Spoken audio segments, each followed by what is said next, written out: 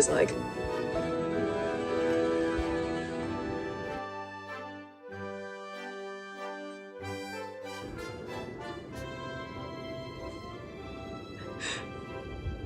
Pleasure to meet you, Your Majesty. Was that okay?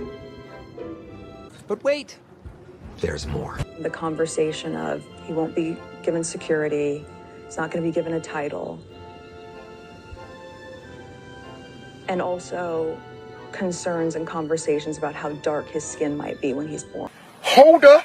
Hold up. There's Stop several right now. There's several conversations. There's a about conversation with you with Harry about how dark your baby is going to be? Potentially, and what that would mean or look like. Oprah, they're so racist. That's not racist. Because even black people want to know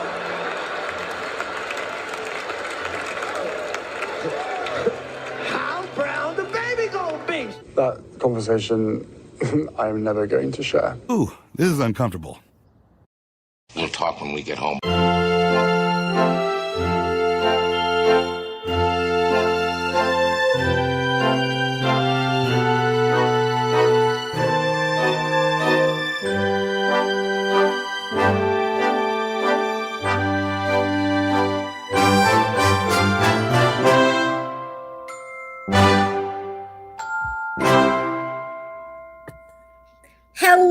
Hello, my fellow queens and princesses and duchesses, whatever title you want to give to yourself. So good to have you here this evening. Welcome. We are going to do some reading. Oh, this is in crooked. I put it in without looking because the little thing was running. Let's put that back a little bit. There we go. Now you can see the tiara. All right. Welcome one, welcome all, and we are reading Tom Bower's Betrayal. We are at page 50, and that's where we're going to start today. It's getting good. It's getting juicy. It's been good and juicy all the way through. If you haven't listened to any of the beginning stuff, go back and listen because good stuff. Now, just a little housekeeping up at the top. I will not be just reading this straight. That breaks the YouTube copyright laws. Therefore, I'll be stopping every now and then and sprinkling in my commentary, which is basically, oh, can you believe? Over and over and over again. All right. Hello, Michelle, and welcome. Hi, Sarah. Hello there, Janice and Nadine. Pius Wanna 6161. Is it Pius or Pius? Pius is my guess, but I might be incorrect. Long eye or short eye? Or no eye? Maybe it's silent. All right, good to see you all. Welcome. Welcome to all the lurkers who are just here watching and listening. Thank you very much. And we're going to jump right in. We are going to jump right in because this is good stuff. And I want to get a whole bunch covered. I was actually listening to some podcasts on my drive down here to Tennessee about the current situation of the royal family and Harry and Meghan's relation to what's going on right now. And it's interesting because I'm listening to a bunch of different commentators. There's, I only heard one real Meghan apologist throughout all of it. All of it was like, Harry and Meghan, they're just a hot mess. And the more you listen to it, the more you realize they had the world was their oyster. They had it in the palm of their hand. They could have had everything. Even with Megxit, they still could have had everything if they would have just been semi-smart about it. I think it's just that Harry is really, really dumb, intellectually and socially. I think he's just repressed all around and easily manipulated. And so along comes Meghan, whose whole life has been use and discard to get up, up, up, up, up. And so she got to Harry. She worked her womanly wiles and she convinced him she was in love with him. And he will do anything that she wants. So therefore, the whole let's leave, let's go to Hollywood, everything is going to be great. He's like, okay. He was too dumb to teach her the ways of the royal family. And she is too arrogant to even want to receive any information on the ways. In fact, she declined all help from the palace before marrying into the royal family by saying, anything I need to learn, I'll learn from Harry. Well, Harry didn't teach you anything, Meghan. Nor did I think she even ask Harry to teach her anything. So she's thinking, I can go back there. I will always have my title. I will always be beloved. We will always have the money from the royal family, but we'll be living in California, and I will be the A-list celebrity that everybody wants to be with. She didn't understand the royal family. So when they said no half in, half out, I think it stunned them. I think Harry probably knew that wasn't going to happen, but never thought through it. I don't think he took the time to think. I think an afterthought of his was, yeah, that's probably not something my grandmama's going to go for, but I just thought, she likes me. I'm Harry. I've had such a difficult life being raised in a palace because I couldn't be king. Because I can't be king. My life was very, very difficult. I had everything I wanted. I had butlers. I had whatever food I wanted to eat. I had whatever money I wanted. I could party whenever I wanted.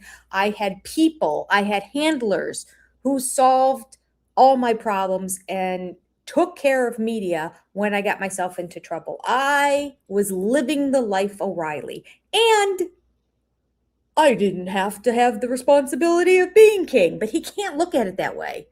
He's so freaking jealous of William that who gets to be king. Who wants to be king? I want to be the spare. The spare is the ultimate role. You get everything essentially that the king gets because people were just as excited to see Harry as they were to see William. They really were. Like, you don't have to be the king but you just have all the responsibility. You have that many more appointments you have to do. You have that much more stuff on your calendar.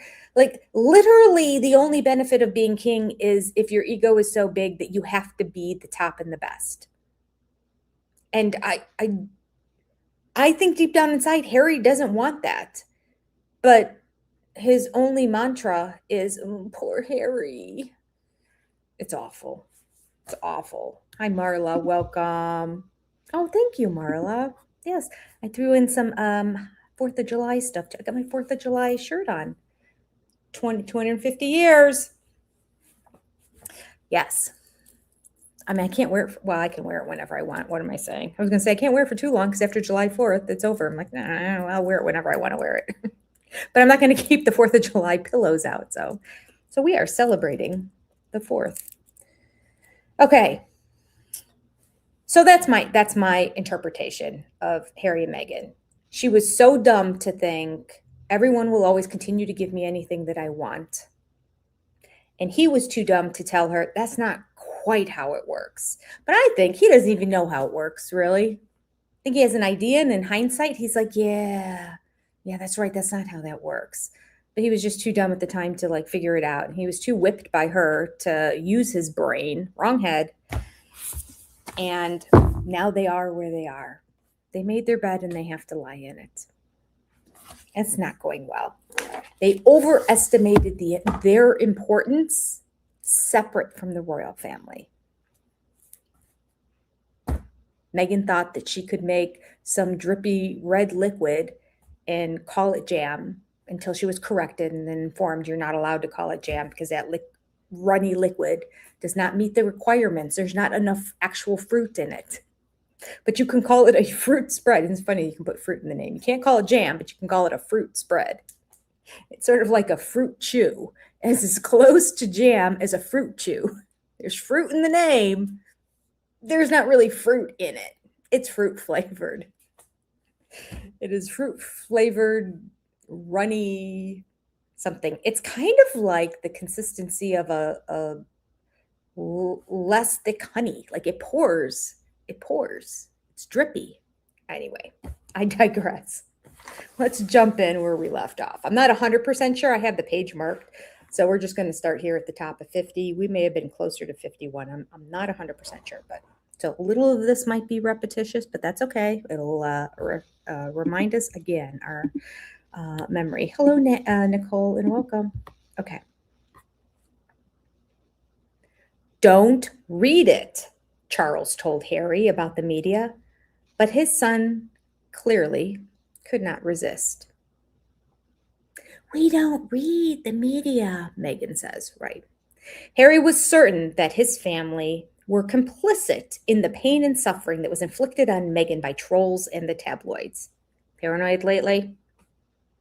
In Harry's version, there was a conspiracy between palace officials and the media to plant negative stories about the Sussexes. Maybe I'll hold it up here for you. The royal family's motive, he said, was self-protection from the media's possession of a shit ton of dirt about my family. Probably, he said, Kate and William were fueling the antagonism. Probably. Just throw his brother and his brother's wife under the bus and cover ourselves by having it first be probably it's that awful brother of mine and that awful wife of his. Okay, probably, he said, Kate and William were fueling the antagonism. His beloved Meghan now shared his own fate as the victim of institutional gaslighting. Just somebody please explain to me how he was gaslit. He doesn't understand the term. Moving on. Both the reputations were being trashed. His mother's murderers, he was convinced, would destroy his next great love. Delusional. In the midst of that discussion, on the 20th of February 2019, just 6 weeks before giving birth to Archie, Meghan arrived in New York for a baby shower. Even though they took her passport away and she couldn't go anywhere, somehow she magically got to New York City. The lies. Hosted by Serena Williams, the extravagant party for 15 Americans in a 57,000 pound a day penthouse. So that would be like $70,000 to us in America. At the Mark Hotel signals Meghan's rejection of drab royalty and her embrace of Hollywood glitz. All of her friends were later seen to monetize their relationship with the Duchess, just as she used the trip to lay the foundation for her return to Los Angeles. Can I just say, all of her friends didn't just use the baby shower to monetize. All of her friends used Meghan. And we have to use the term friends. All of the people in attendance at her baby shower used it to monetize something. It was all labeled. And look what I gave. And look at this brand. On my Instagram, you can get it. Like, everybody uses each other in this world. It's probably the way of Hollywood, quite frankly. What an awful place to live. Like, to be amongst that people. I don't mean just in general, what an awful place to live in Los Angeles. My daughter did for many years. She loved it. I don't know if it's still the same, but it's a beautiful place. But that kind of, I will use you until I get out of you what I need, and then I will move on and use somebody else. I'll use you, you use me. This is how we do it. Awful. What an awful way to live. Moving on. Hi, Shanna. Good to see you. Hi, Oxy Tokens. Good to see you. And yeah, good point. Her mother didn't die because of the media. Her mother died because she didn't wear a seatbelt and got in a car with a drunk driver. And because she got rid of her royal protection. She didn't want it anymore. Had she had royal protection, they would not have let her get into that car. They would have ensured that the driver was sober, but she got rid of him. So there's multiple things. She also was terribly misled by Martin Brashear. She was lied to, but it wasn't the media that killed her. It wasn't the people that were chasing her all around. It was, we can probably put 10 things all together. Like, here is how the fall happened. All the way down to just her being in a loveless marriage right from the beginning. Like, there's so many factors. But Harry's too dumb to see it all. He just has to blame the media. They played a part. apart. That's it. Okay. 2 years later, Meghan ridiculously accused the palace of taking her passport to prevent her from traveling. So dumb. She's so dumb sometimes. She's so manipulative, and usually manipulative people are really smart. I know she went to a college you have to be smart to go to, but her dad had so many connections. Has anyone ever found out exactly what her academic records were anywhere? Because, well, I mean, she studied theater, so there you go. And she said she studied international studies or something like that. Whatever the title was that she said she studied, the university said they don't have anything by that name. So she obviously embellished whatever it is. And by she also studied that, it was probably her minor, because every college and university requires you to have a major and a minor. So whatever the minor was, somehow she called it international studies, but or whatever the title was, it just doesn't exist at Northwestern, or at least it didn't at the time. Okay. On the advice of her Hollywood agent, Meghan swiftly organized a new website to promote brand Sussex. Bum, ba, bum. Quote, she can call her own shots, said her spokesman. In a familiar pattern, as she opened her new website, she told the audience, quote, I don't read any social media. It's such a lie. That was one thing that I heard on this broadcast. Somebody was saying, who worked for her in the past, that she would take literally 2 hours every single day scrolling through newspapers and social media to see what was said about her. 2 hours every day. Can you believe? I can't even imagine. I don't even have 2 hours to read the responses that people actually write to me on my channel. I'd love to. I don't have that kind of time. She does. Oh, right, because she's in royalty and she's got nothing else to do. She just needs to make a few appearances here and there. And even of those, she handpicks which one she's going to do. Okay, I'm moving on. While Meghan secretly negotiated her return to California and openly pitched to Hollywood producers to reestablish her acting career, how's that working for you? Harry went through the motions of creating a separate office for the Sussexes' own charities in London. Disingenuously, word I don't read that often. It is a word, but I just don't read it that often. Disingenuously, Buckingham Palace's announcement on the 14th of March about the creation of 2 offices for the Sussexes and the Cambridges denied that there had been a rift between the Fab Four. In reality, the split was even deeper than insiders acknowledged. Amid a deliberate plan to confuse the public and the palace about the timings, Harry's son Archie was born on the 6th of May at the Portland, a private hospital in London. Although the gynecologist was named as Melissa Drake, with remote support by childbirth expert Gowri Matha. Over the following weeks, due to the lack of information being made public, conspiracy theories flourished and Meghan's critics became convinced that Archie was delivered from a surrogate mother. Okay, in fairness, I was thinking about this the other day because somebody was talking about this on one of the channels.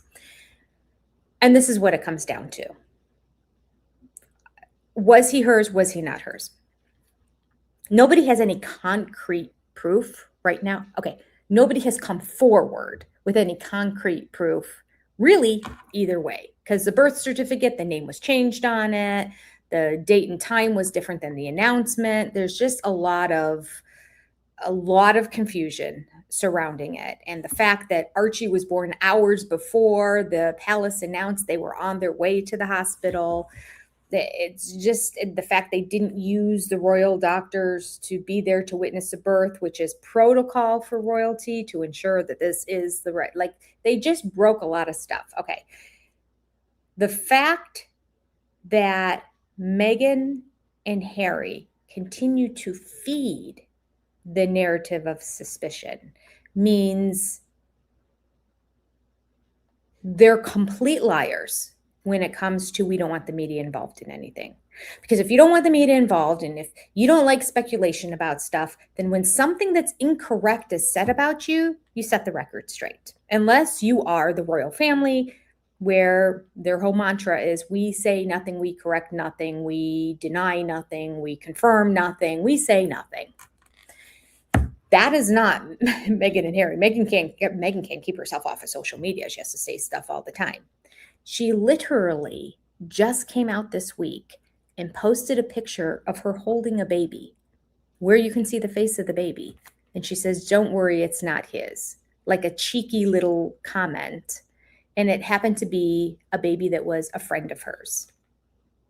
So she's playing into the same narrative of, oh, and where did this baby come from? Like, she's playing along with all of it. Now, if you truly were against media and didn't read media, you wouldn't know everything that was being said, right? And you would be opposed to the fact. You wouldn't play into it to stoke the fire to get people to talk about it even more.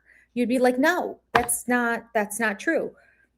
But that she doesn't do that. Her and Harry play along and encourage people to keep talking about this by doing stuff like that. It's kind of insane. It's kind of insane. So, and she just freaking got done going over to Geneva and giving an entire speech about the dangers of children on social media. And she then takes a child of a friend, a dear friend of hers, and puts it on social media where you can see the face as well. So what's she going to say? Well, I'm not showing my kids. So you don't care about other people's kids? I mean, could that be a more selfish comment? Like, it's not mine. So it's okay that I show somebody else's kids, even though I just did a speech on how nobody should have their kids on the dangers of social media. But I'm going to show the face of this beautiful little baby, entice people to try to figure out who this is. Make it make sense. It makes no sense. She stokes the fire. She wants people to keep talking about all this stuff. The day before she goes and gives that speech in Geneva about the dangers of social media, she puts her own child on social media. And I think this whole, I'm going to show you a quarter of the face. I'm going to show you half of the face. I'm only going to show them from the back.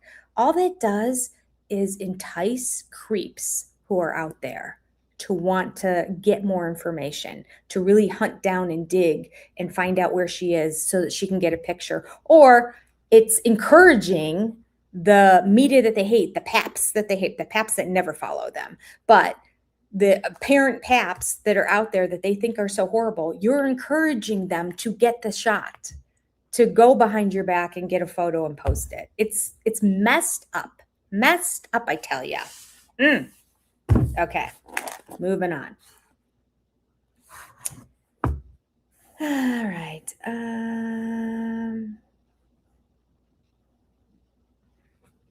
Let me just find where I left off. To protect her family's privacy, Meghan broke convention by forbidding any pictures of Archie with the Queen and Prince Philip to be shared with the media. I mean, she would give her right arm right now to have pictures of her kids with the Queen. She's so desperate after she left and realized that she was basically cut off, and she was so desperate to get back and get pictures with the Queen. Queen's like, I'd be happy to see them, but no cameras. She was on to Meghan. Meghan's like, oh yeah, no, because it's not safe for us to go there. Right. Buckingham Palace's most senior officials quietly agreed for the first time that Meghan was a liar. We weren't asked to take a picture, Meghan initially explained. That was part of the spin. That was really damaging. Okay, so what is she referring to here? The palace's most senior officials agreed that she was a liar. Quote, we weren't asked to take a picture, Meghan initially explained. That was part of the spin. That was really damaging, end quote. Clearly realizing that was inaccurate, she then admitted that she herself had banned photographs. That was, she told Oprah Winfrey, her protest about the palace denying Archie a prince's title and also police protection. Lies. Her and Harry came out and said, we don't want a title for our kids. We want them to grow up normal. She said that at the birth. Now she blames and they don't get their titles until like a certain person, like they weren't going to get their titles until somebody went into, there was something had to happen. They're not like granted the minute they were born, at least not in her situation. I don't know. I heard the logistics of all that. I don't follow the royal family. If you know, you can write it in the chat, but it's like, there's multiple ways to prove that she's lying here. And there you go. And nobody said you get no police protection. In fact, they said, when you come here, give us 30 days notice so we can get it all set up and plan where you're going to go and make sure that the proper security is in place and you'll have protection. It just wasn't enough. They wanted to be able to show up on a whim, and they wanted the royal family to pay for them to have top level protection wherever they went in the world. If I lived in London, I'd be like, heck no, I'm not paying for you to do that. Quote, I was very scared of having to offer up our baby, knowing that they weren't going to be kept safe. She's posting them all over social media, but she's worried about him being safe. Just saying. Both those explanations were untrue, but contradictions in Meghan's narrative are not unusual. After his birth, Meghan announced that Archie would be a private citizen without a title. There you go. Later, she insisted that the royal family had denied Archie a title. And because he had no title, he would not be protected by the police. And her reason for both denials was the royal family's objection to Archie's brown skin. Oh, yeah, there's that too. Sorry about that. Even if I turn that off, the alarm's still going to go. That's my bad. That's get ready for this live stream. If I were in a different time zone. Look, I just remembered on my own. I'm a big girl. Okay. Yeah, so on top of all those lies, then she said the reason was because his skin was brown. I mean, it's just awful. Talk about stoking the fire, creating drama, stirring it up. She just likes to stir up. Okay. Quote, how does that make sense? She would ask Oprah Winfrey. Those accusations were untrue. On his birth, Archie became Lord Dumbarton, a traditional title given to the Duke's son, a vital detail Meghan left out of the conversation. He is a lord? He's not a prince yet. Something has to happen for him to be a prince. I hope that Tom goes into that, because I heard somebody who is in the know about the royal family, and I'm not in the know. I'm just reading the book and responding. Okay. Yeah, that's a good point. What do you think Meghan Markle wants to be kept safe from? No one is bothering them. No one is interested. Nobody's showing up to anything. Nobody cares about her. We need to be safe. I'll tell you what the whole safe thing that's coming up now is. Apparently Al-Qaeda said that Harry is now a target. Why? Because Harry's own words in Harry's book Spare are, I killed 25 Al-Qaeda all by myself. Of which people are saying that is people who fly Apache helicopters like he did. It wasn't like hand-to-hand combat. He threw an Apache helicopter. And I think he was the pilot. I don't think he actually shot, but I don't know.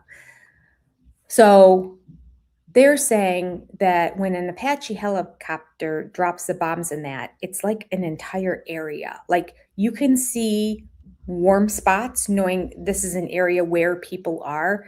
And then you drop a bomb and the whole thing just kind of goes red in that. And you get the hell out of Dodge. You don't hang around and do a body count.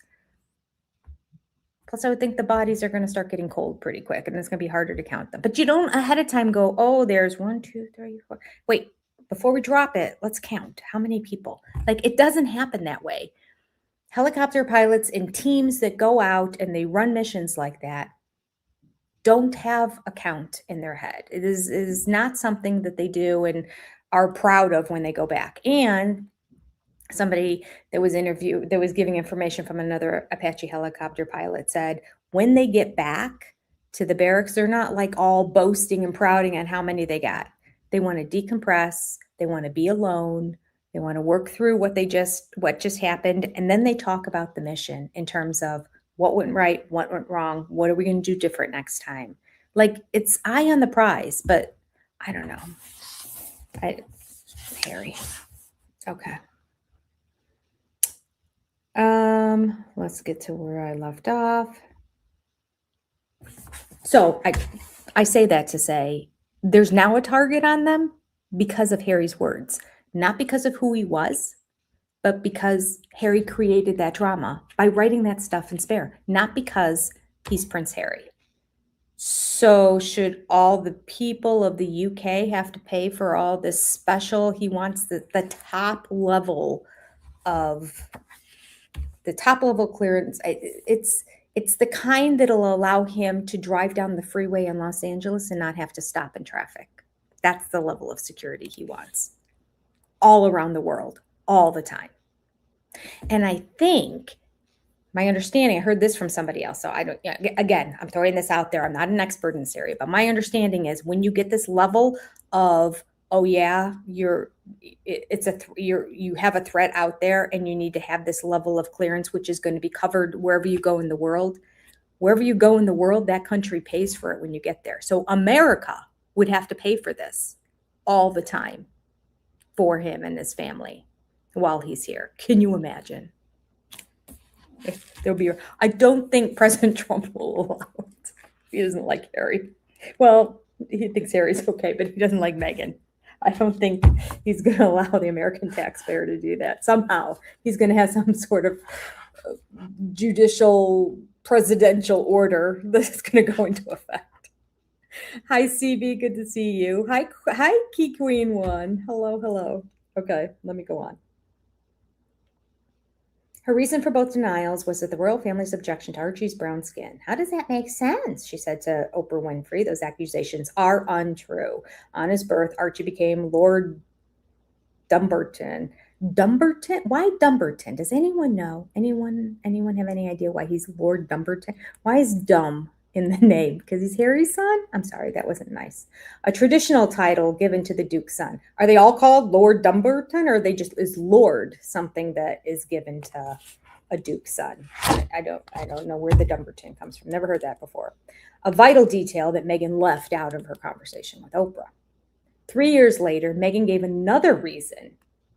She refused to allow the first photos of Archie to be distributed to the British media because the tabloids were, quote, the very people that are calling my children the N-word, end quote. No, they aren't. No, they aren't. Everybody embraced you, Meghan. Everybody was thrilled, actually, that you were biracial, even though you don't look biracial. Everyone embraced that. Was there some outliers who did? Yes. That's going to be everywhere. That's going to be everywhere. Even though you somehow made it through your entire life without having any, because you never told anybody, I guess, that your mom was black because your dad was around all the time and he was white and you look white. I don't know. It's this is just so maddening. It's with true racism out there in the world.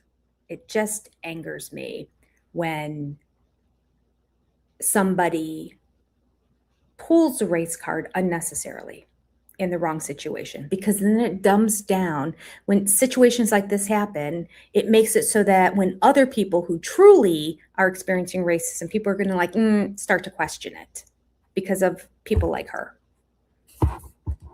That's what bugs me. Okay.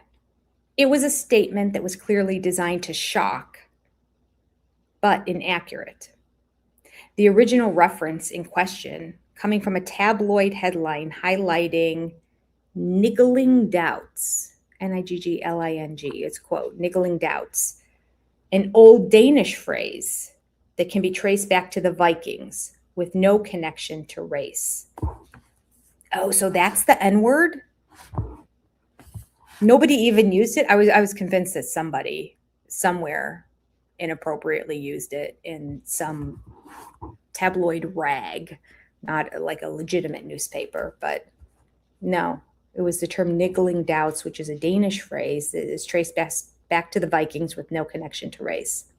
The real truth to many senior officials was that since the newspapers would not pay her for the photographs, Meghan decided there was no reason to cooperate. Unknown to the public and the palace, before Archie's birth, Meghan had already laid the groundwork for an agreement leading to her interview in 2021 with Oprah Winfrey and the American broadcaster CBS. The first photographs of Archie were available only to CBS. Harry was aware of Meghan's transaction, so he's no better. To establish the Sussexes' financial foothold in America, Harry had also agreed to tell his personal family story in a series called Mental Wellness with Apple TV. The producer would be Oprah Winfrey. Everything was falling into place for a headline-grabbing exit from Britain. Did that ever happen? Oh, we'll read on, maybe he'll say. I don't ever remember Apple TV coming out with a mental wellness series. It was produced by Oprah.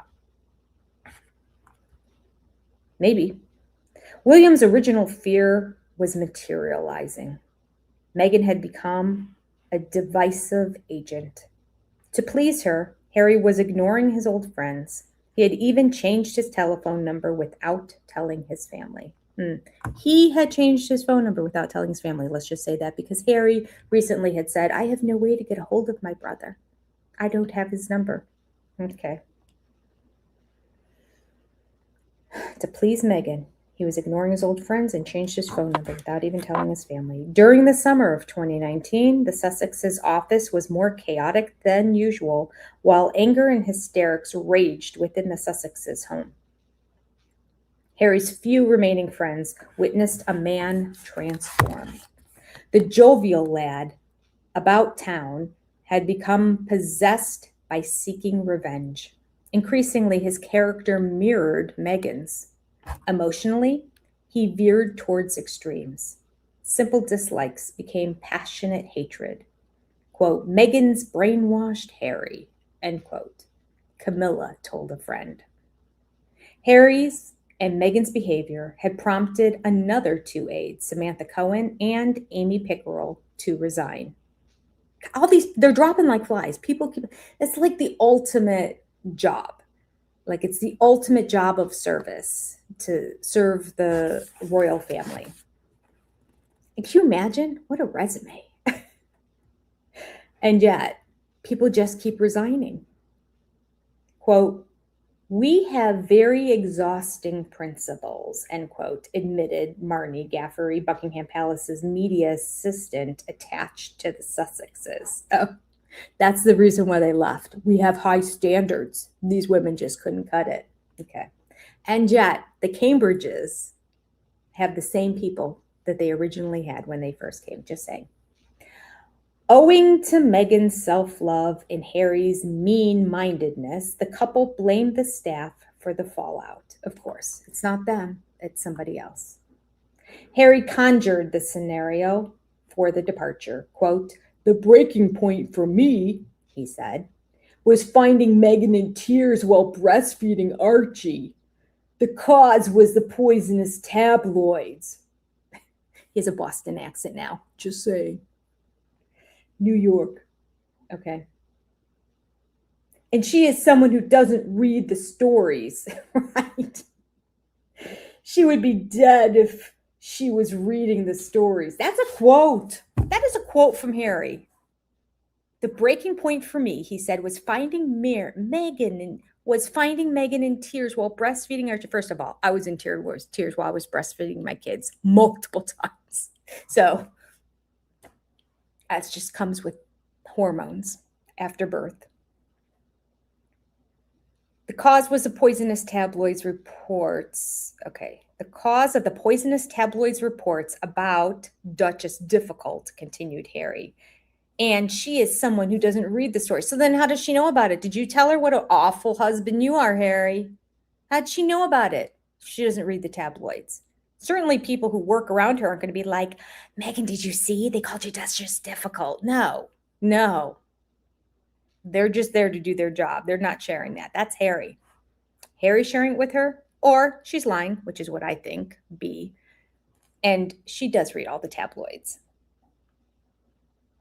And when she was crying, was it one tear left eye? Just checking. Okay. How Meghan became aware of the media's stories highlighted her impertinence without reading them online was never explained. Okay, how Meghan became aware of the media's stories highlighting her impertinence without reading them online was unexplained. It's kind of, you know what he's saying.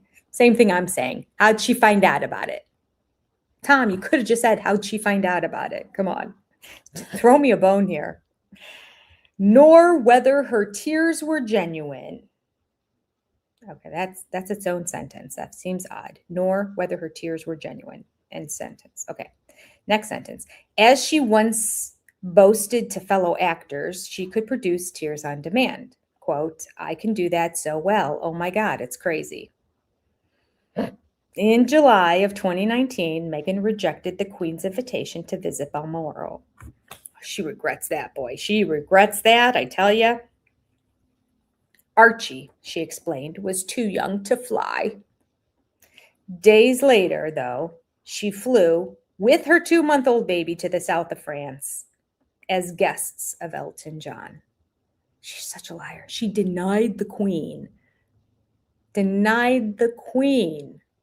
to see her great-grandson with a lie that he's too young to fly, and then took off and flew to see Elton John. And people are like, why are you so hard on Meghan? Like, because one thing after another, right? The world assumed that the Sussexes' jaunt on Elton John's private jet was for a holiday. No one knew that the singer had arranged for Harry to meet David Sherborne, a barrister specializing in suing newspapers.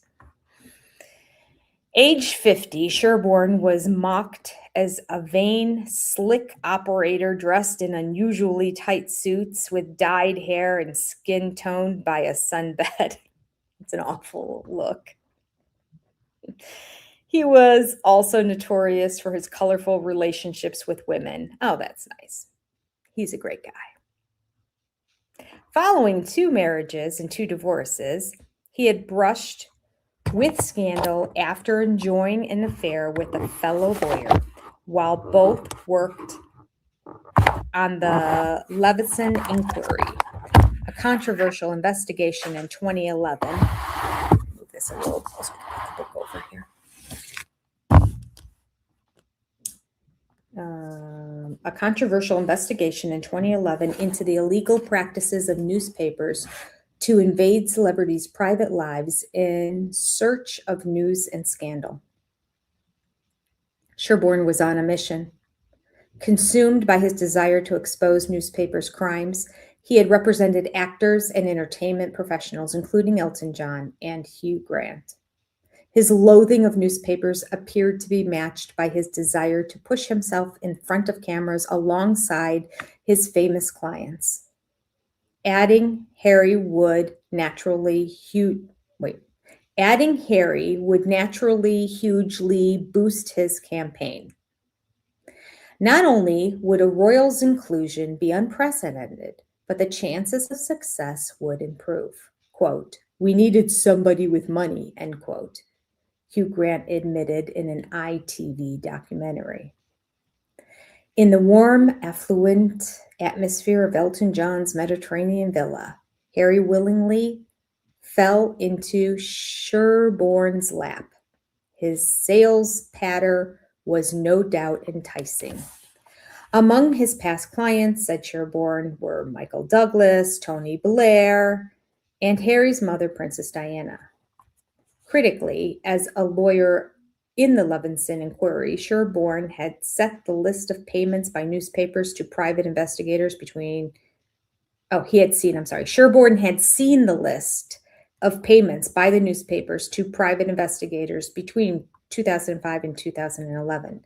Only with great reluctance had the newspapers handed over the potentially incriminating evidence, relying on Judge Levinson's promise that their documents would never be published. They would be sealed by law, promised Levison, and could not be published without ministerial permission. Sherborne did not forget what he had read. Sherborne added a critical ingredient to his fluent sales patter. In 2015, he had won a notable victory against the Mirror Group. The judge, Anthony Mann, had decided that the Mirror's journalists and editors were immersed in a widespread culture of extensive and habitual unlawful activities, including hacking telephone voicemails. Habitual meant that illegally, the routine for the journalists during the period. Habitual meant that illegality was routine for the journalists. Okay, illegality, if that makes more sense. Illegality was routine for the journalists during that period. If a journalist had contact with a hacker, said Sherborne, the journalist was himself a hacker. Many journalists, he believed, had lied to Levison and destroyed incriminating evidence. 8 claimants won against the Mirror. Rival lawyers were stunned by Judge Mann's antagonism toward the newspaper group and his generosity to Sherborne. Ooh, you think the judge was in Sherborne's pocket? Demolished by that judgment, the Mirror Group, which had published an apology for phone hacking even before the first trial started, therefore settled other claims, paying damages and costs. To Harry's glee, Sherborne added that Rupert Murdoch's News UK was equally culpable. Rebecca Brooks, the former editor of the News of the World and The Sun, had been identified by Levison as knowing about her journalist's unlawful activities. Brooks had been prosecuted and acquitted. Sherborne acknowledged this, but she could still be sued to recover damages. News UK's records, continued Sherborne, showed hundreds of payments by their newspapers to private investigators. Among their targets was Harry's former girlfriend, the Zimbabwean Chelsea Davy. Unlawfully, they had hacked into her voicemail, emails, and Facebook account. It would later be claimed. Sherborne then surely delivered the final inducement. The litigation would cost Harry very little. He would bear no financial risk. The reason was that all the claimants' lawyers worked on a contingency basis. No win, no fee. All Harry needed was an insurance policy to cover the newspaper's costs in the unlikely event that he lost, and Sherborne had never lost. The formula would earn Sherborne at least £40 million and enrich Temple Legal Protection, the insurance company, which pocketed a large slice of the damages awarded by the judges to the claimants. To monopolize the litigation, Sherborne and the solicitors staggered their cases. First, the Mirror, next, News UK, and finally they would target the Daily Mail group. Isn't the Daily Mail who Harry's suing right now? Isn't he right in litigation with that right now? I think so. I think if he won this one, he probably just assumes he's going to win again. Okay, I don't want people to keep letting him get away with stuff. Like if it's justified, then fine, give him the money. But if it's not, I feel like too many people are getting paid off. Okay, Sherborne, Harry decided, was, quote, a lovely fellow who knew more about the hacking scandal than anyone I ever met, end quote. With that, he unleashed his fury. He damned newspapers for ruining his life, and he vowed to get his revenge. For over 10 years, Harry believed the tabloids had targeted him by unlawful means. Sherborne crafted his sentiments about the tabloids. Quote, they would very quickly seek to try and break up every relationship by putting as much strain on it and creating as much distrust as humanly possible, end quote. He believed the tabloid's malice continued, quote, "This twisted objective is still pursued to this day, even though I am now married," end quote. He felt, quote, "as though the tabloid press thought they owned me absolutely," end quote.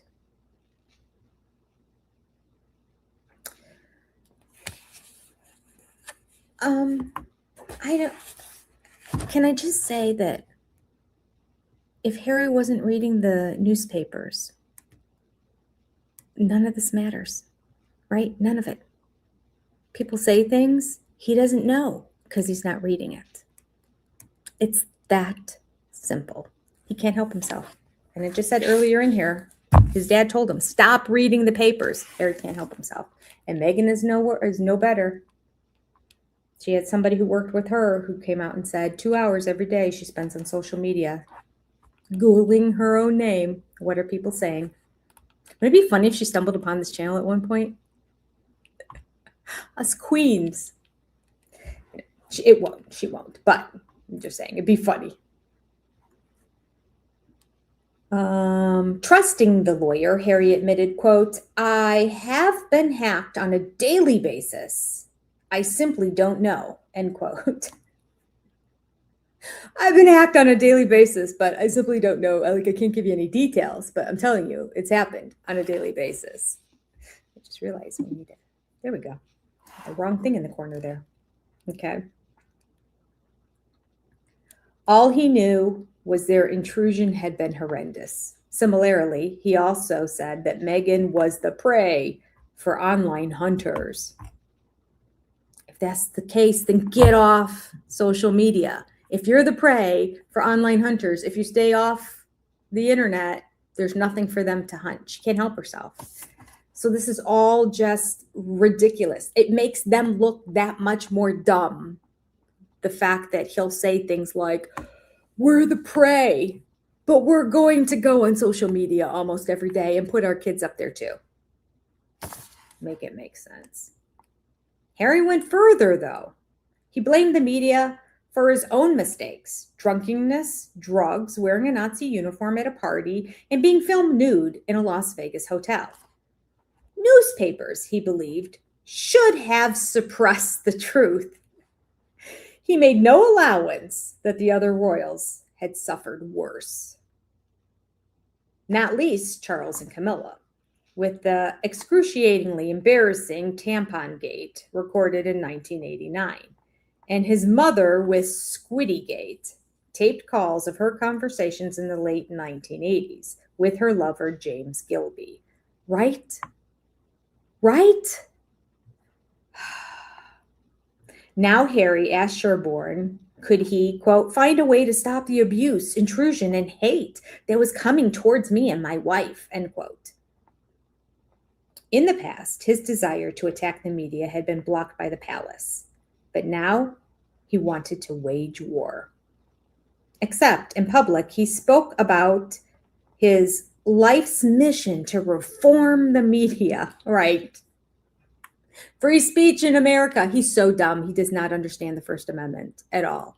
Just recently, he said something about it, and they were like, "You can't do that, Harry. In America, we have the First Amendment. People can say whatever they want to say." Well, we need to stop that. The palace, he explained, had blocked his previous attempts for retribution by citing a secret agreement between the news group and Buckingham Palace that was concluded in 2012 or earlier, to keep the media on side while Charles smoothed Camilla's path to become queen. The royal family had agreed not to sue news group for hacking their telephones. In 2017, continued Harry, the royal family, with the Queen's agreement, concluded a settlement with Murdoch for news group's unlawful information gathering.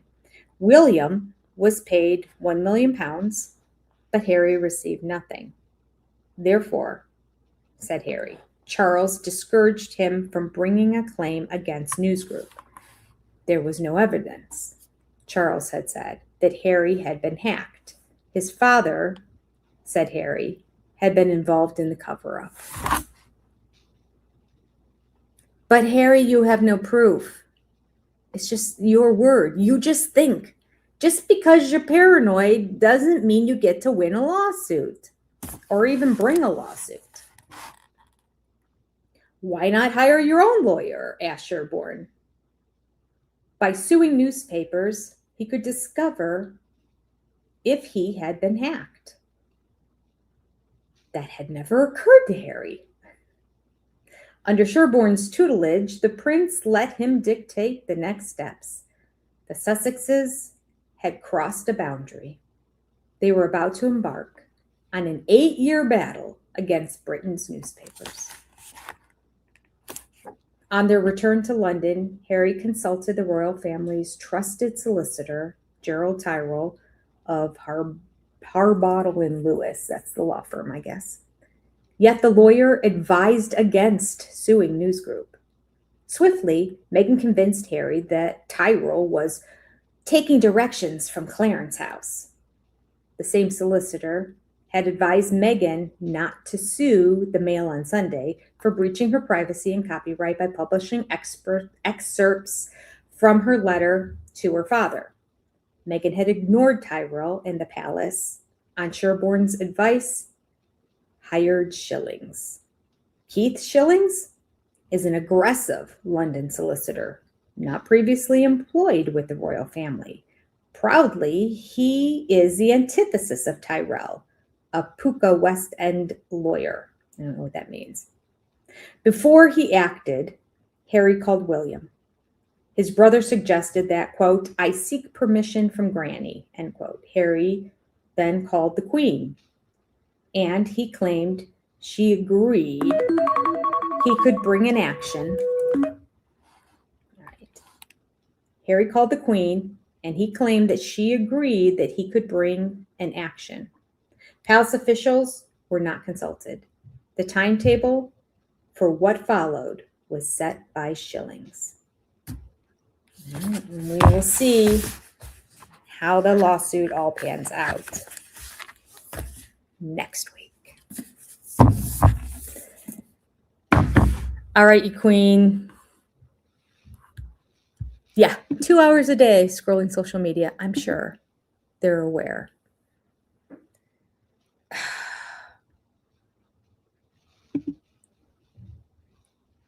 Needless to say, I don't keep up with any of this. I'm learning it all now. Oh, are you asking questions? Well, this is a great place to ask Shanna. Ask all the questions you want. Catch up with us, and anything that's confusing to you, ask in the chat, because these queens, they're in the know. They know what's going on for sure. All right, that was a lot of fun. I gotta go to the bathroom and get ready for my next SOS exclusive live stream for Sister Wives. So I'm gonna bid you adieu, and I'll see you next week. Bye, queens.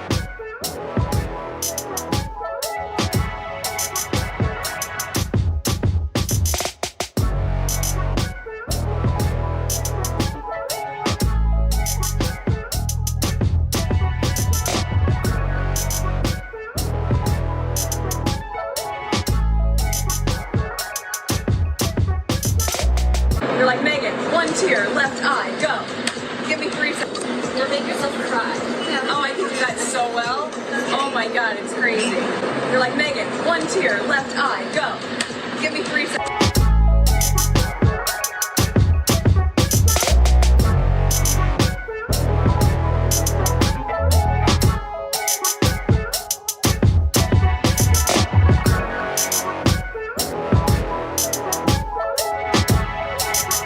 With a camera trained in front of her, crying. One tear, left eye, go.